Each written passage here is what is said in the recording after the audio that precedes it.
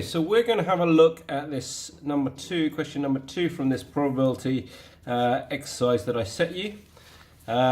Tim throws two identical fair dice simultaneously. Each die has 6 faces, 2 faces numbered 1, 2 faces numbered 2, 2 faces numbered 3. His score is the sum of the two numbers shown on the dice. Calculate the probability that Tim obtains a score of 6. Okay, so the first part should be fairly easy. The only way to get a 6 on 2 dice, so probability, we're going to call Tim's total score T, and we're going to say probability that T equals 6. Well, we've got 2 number 3s, and he rolls 2 dice, so he's got 2 out of the 6 sides times 2 out of the 6 sides. You can cancel that down to 1/3 times 1/3, which is 1/9. Okay, it's good habit just to write in some notation to show that you know what's going on. Okay, so that's nice and easy. Part 2, calculate the probability that Tim scores at least a 3. So we're looking at probability that Tim scores at least a 3. So that could be 3, 4, 5, 6. And so this is a little bit, this is easy enough. We do 1 minus the probability that Tim scores less than or equal to 2. Now, how can he score less than or equal to 2? Well, that's not difficult because the minimum he can score is 2. So the probability, so this is just the probability that Tim scores 2 because he can't score less than 2. There's a number 1 on is the smallest number. So obviously it's going to be 1 minus 1/9 because this is 1/3 times 1/3. Okay, and so that's going to equal 8/9. Okay, so you can see that I'm showing clearly my thought process here, and that will help whoever's marking your work go straight away. He understands this or she understands this, tick full marks. Okay, please lay out your work clearly. Right, part B. Tim plays a game with his friend Bill, so let's call Bill's total B, who also has 2 dice numbered in the same way. Bill's score is the sum of the 2 numbers shown on the dice, so exactly the same as Tim's. So calculate the probability that Tim and Bill both obtain a score of 6. So this is probability of Tim is equaling to 6. Times by the probability that Bill is equal to 6. Okay, and that is just going to be 1/9 times by 1/9 because in every way Bill's total score is identical to Tim's, and so that is 1/81, 1/81st. 1/81th. Okay, right. What might help is if your work is all very cramped and you can't see very clearly, just to underline somehow your answer, but hopefully it should be clear. Okay, the second one, calculate that Tim and Bill both score the same. Well, we need to find out the probability that Tim scores each of the numbers first, and then what we can do is we can square them. So probability that Tim scores 2, obviously we had as 1/9. And so probability that Tim is equal to 2 and Bill is equal to 2 is 1/81. Probability that Tim is equal to 3, well, that could be done 1/2 or 2/1. Okay, which is again 1/3 times 1/3, but there's 2 different ways of doing it. So that's 2 times 1/3 times 1/3, which is 2/9. So probability that Tim is equal to 3 and Bill is equal to 3 is equal to this squared, 2/9 times 2/9, which is equal to 4/81. Probability that Tim is equal to 4, well, that could be 1 and 3, 3 and 1, 2 and 2. So there's 3 different ways that we can get this. And thankfully, these are all the same probability, 1/3 times 1/3. So we got 3 times 1/9, or 3/9, And again, probability that Tim and Bill both equal 4 is equal to 9 over 81. Of course I can cancel this down, but it's going to be much easier to add these up when I've got these as over 81 here. Probability that Tim is equal to 5. Well, I can't get it using a 1, so it's got to be a 2 and a 3, or a 3 and a 2. Again, only 2/9. So probability that Tim is equal to 5 and Bill equals 5 is equal to 4 over 81. And probability Tim equals 6, we've already established. It's 1/9, so this is going to give you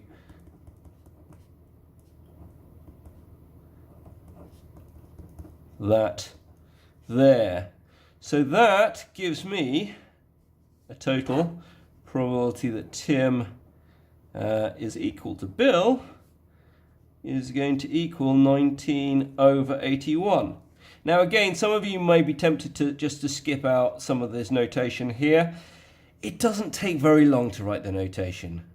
And when someone comes to mark it, it makes it so much easier to see that you understand what's going on. It really just takes an extra couple of seconds, so do take the time to write good notation. Okay, I've got my answer there. Okay, let's have a look at part C.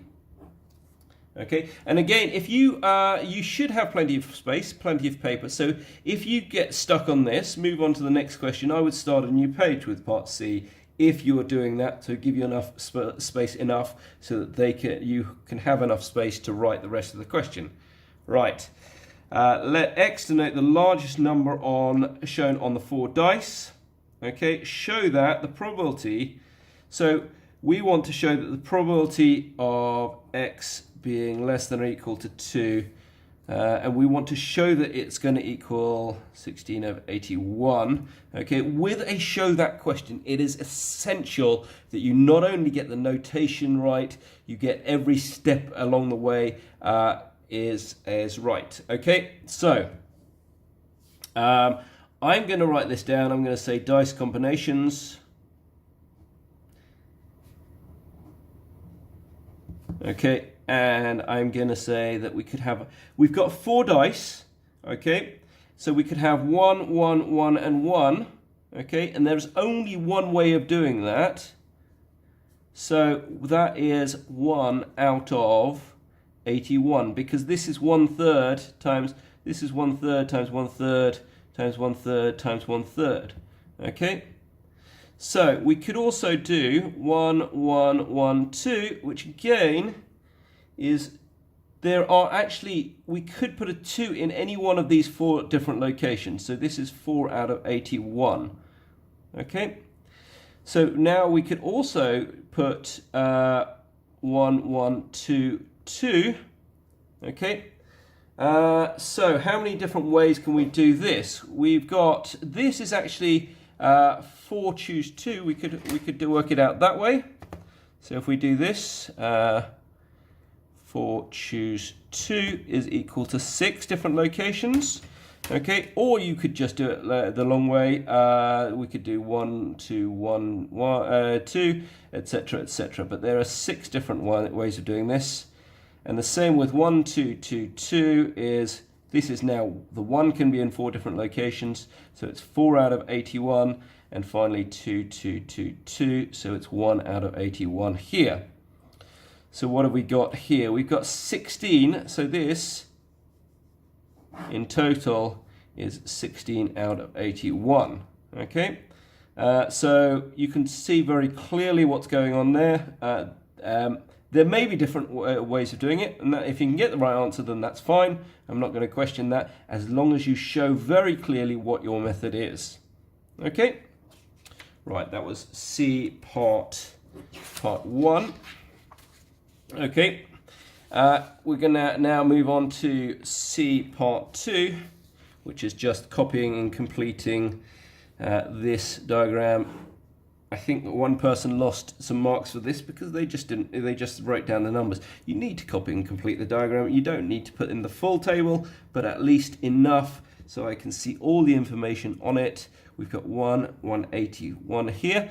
We've got probability distribution table here, Probability that x is less than 2, well, that's 16 over 81, and this is 1, so that means that this is 15 over 81, and obviously, should be able to do this in my head, but I can't do this at this time.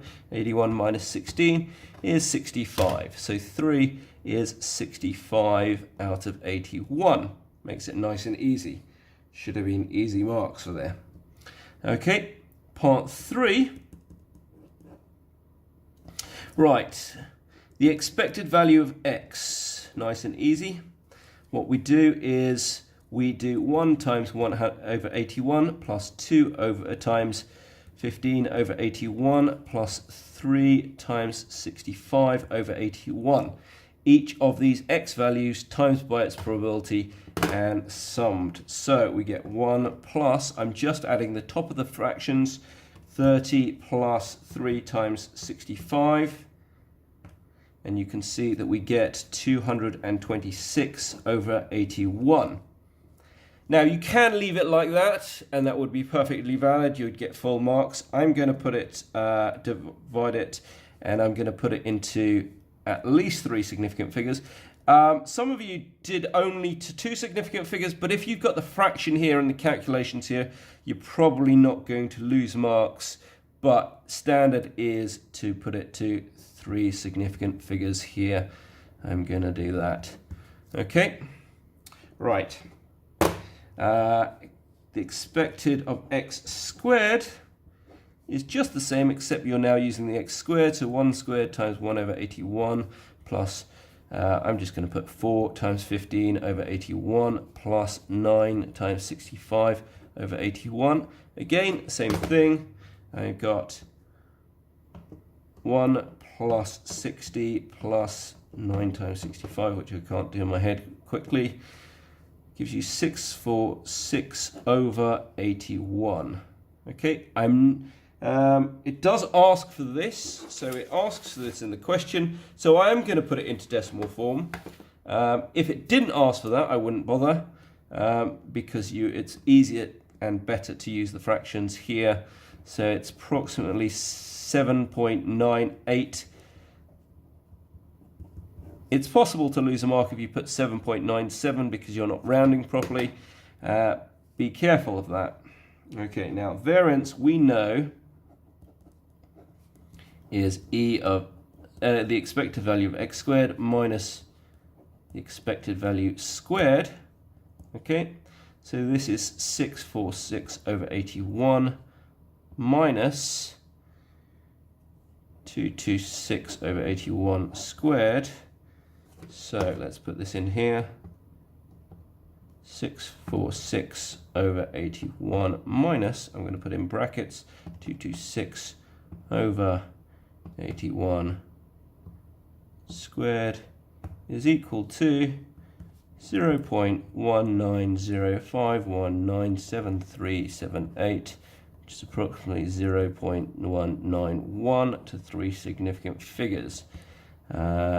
There is I can just change it to a fraction if I wanted to, but chances are that they will have this as a decimal rather than a fraction, just because it's quite a big decimal. Quite a big fraction. Right. This is quite a long question. Right, part D now. Okay, we've forgotten to underline these bits, so it's nice and clear. Part D. Given that x is 3, as soon as you see the words given that, you know that it's one of these. Probability that A given B is the probability of A and B over the probability of B. Okay, I'm pretty sure that's in the formula book, but you should get used to just knowing that. So, given that x is 3, so we know that the probability, given that x is 3, find the probability that the sum of the numbers shown on the 4 dice is 8. Okay, so let's have a look. Sum of 8. combinations. So this is going to be, how am I going to get an 8 here? I can have a 1, 1, 3, 3. I can have a, can I have a 1 here? I can have a, if I had 1, 2, 2, 3. Does that give me 8? Yes, that gives me 8 here. Is there any other way of getting an 8? I don't think there is. I think those are the only two ways of getting an 8. Now, let's have a look. Again, these are the probabilities of these are 1/3 each. So the probability of getting a total of 8, given, so this is my probability of A and B. So this is the probability of X is equal to 3. That means the largest number is 3, and the probability sum is equal to 8, and I want to divide that by the probability of, now I'm saying that we're given that B, okay, so probability X equals 3 here, okay. So how many different ways of getting that are there? We've already seen that as 6 different probabilities, so we're going to do 6 out of 81. Okay, now how many different ways can we get of this combination?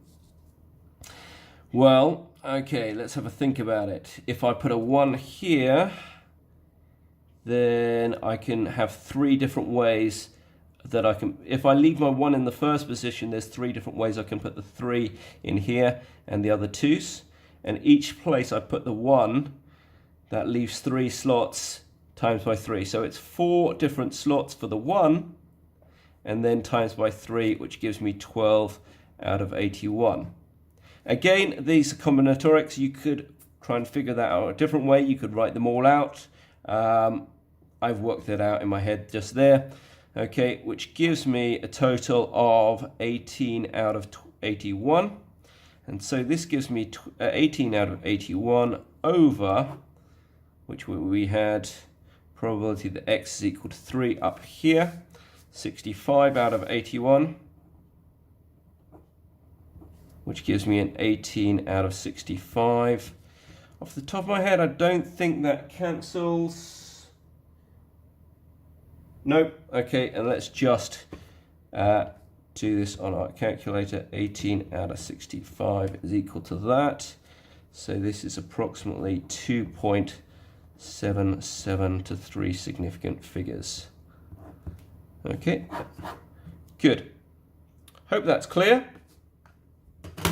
This is my A. Yeah, this is the question is, given that X equals 3. So this is probability of A, given that B happens.